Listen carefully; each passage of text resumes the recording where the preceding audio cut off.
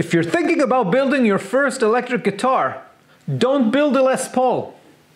Now, before all you Gibson lovers get on my case, I'll give you 5 good reasons why a Les Paul should not be your first attempt at building an electric guitar. But I'll also give you a few ways in which you could get around it and the tools you may need to do just that. So join me, let's talk about building a guitar.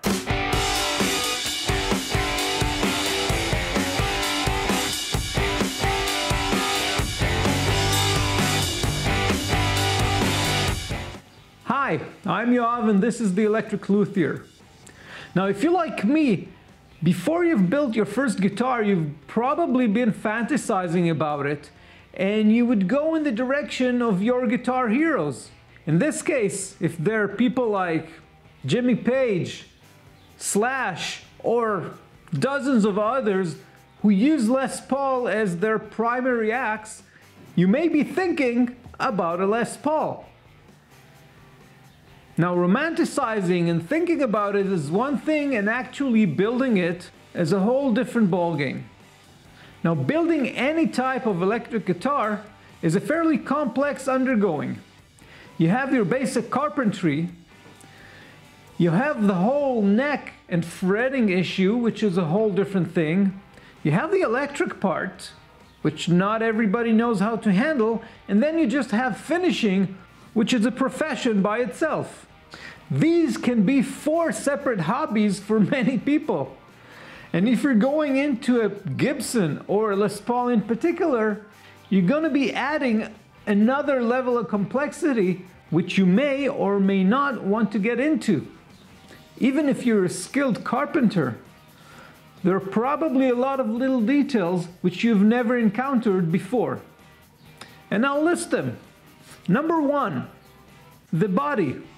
Unlike many other guitars, and even Gibsons, the Les Paul is known for its carved top.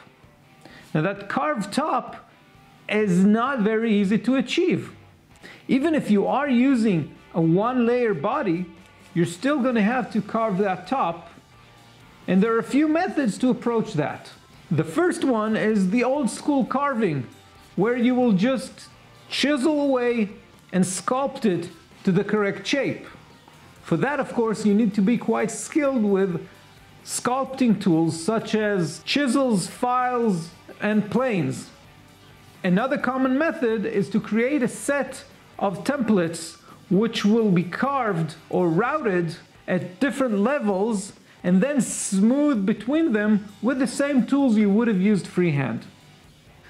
The tools you may need for this will include small chisels, some of them angled, and a few planes, again, some made for concave surfaces. You may go crazy and use a grinding wheel as well, but that's a little risky. Getting that shape to be both accurate and smooth all over, especially if you're going to give it a gloss, is not an easy task. Number 2 is your set neck.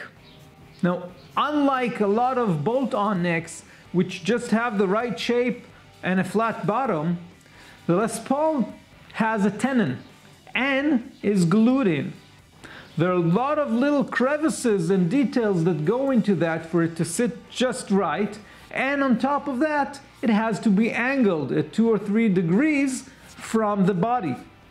To achieve that angle, a lot of people will use a jig which will have the angle built in, and then you'll be able to route that pocket in the right angle and have the tenon just sit in there. There are those who decide to have the angle on the tenon itself and not the body. Either way, there are a lot of little surfaces and crevices which have to fit perfectly to get that nice connection between the body and the neck. Reason number 3, the angled headstock. Now, aside from the angled headstock being known for breakage, and if you just search a little bit for broken headstock, you'll see a whole lot of pictures of Gibsons. Now, I have nothing against those, but they do have a tendency to break more than other guitars. both for the construction and just the shape itself. Now, when it comes to constructing it, the traditional way uses a fairly thick piece of wood and carve it out and leaves just the headstock and the neck. This is also one of the reasons why it tends to break in the middle of the headstock. The grain is running along the neck, and when it comes to the headstock, it's cut short and therefore is not as strong. The most common method to get around that is what's called a scarf joint. In a scarf joint, you would cut the tip part of the neck diagonally in the exact same angle that you want your headstock to be. You flip it and glue it, keeping the grain running along the headstock. There are two different ways of gluing a scarf joint, and the main difference between the two is aesthetic. You often want to avoid seeing the joint from the top, but since Gibsons always either paint or cover the headstock, you're probably not going to see it from the front anyway. And if you're going to color the neck as well, you're not going to see it from the back either, and you will get a much stronger neck and headstock. Another concern that both for the heel of the neck and for the headstock, you're going to be using a much larger piece of wood for the whole neck. In production, that's a little wasteful. If this is your one guitar, it's probably not that big a deal if you can get such a piece of wood.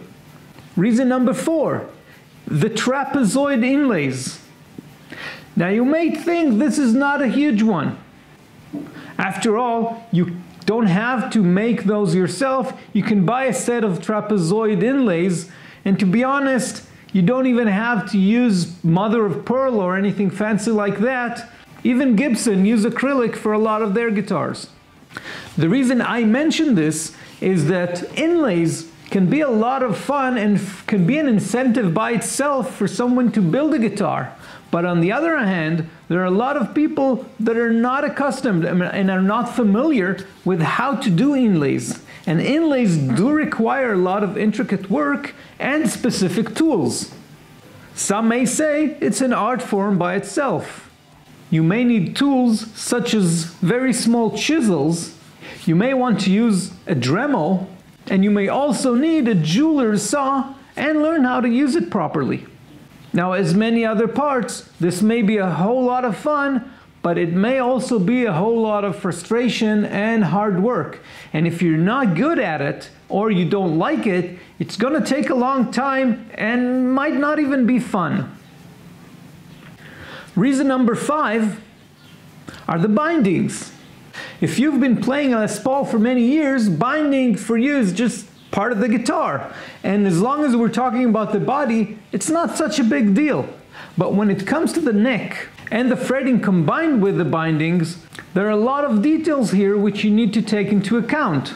Gibson traditionally cuts the slots and fret the necks before adding the binding.